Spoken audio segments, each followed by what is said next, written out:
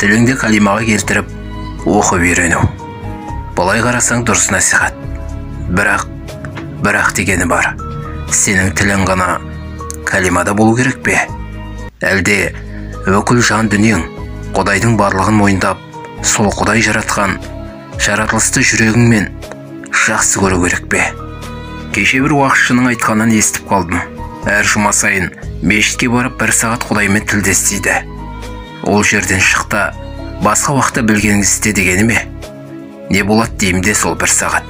Мен өзім әр сәт сайын тілдесем, бір іс әрекет жасар алдында Құдайға жақпайтындай әрекет емес пе деп ойланып алам. Тілің калимаға келгенмен жүрегің келмесе пайдасыз ау.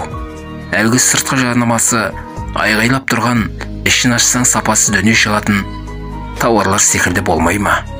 5 уақыт намазыңды оқып, калимаңды қайтарып жүріп, жұма сайын мешіттен қалмай барып жүріп, сол уақыттарда ғана өзіңді басқаша ұстап, басқа уақытта өзгеру. Бұл жасандылық, екіжүзділік. Құдайды да, өзіңді де алдау деп ойламайсыз ба? Пайғамбар Құранда насихаттаған. Құранда насихаттайық деп тағамыз. Дұрыс аға, насихаттайық. Сахабалар насихаттайық. Арабтың бүкіл үрім бұтағын түгендейік. Ал біздің өзіміздің қазағымның тарихын кім насихаттайды? Салт дәстүрінше ұмыта салайық баға. Аға буын сіздер арабты насихаттасаңыз, арттағы ініңіз немесе балаңыз мен де соны насихаттасам.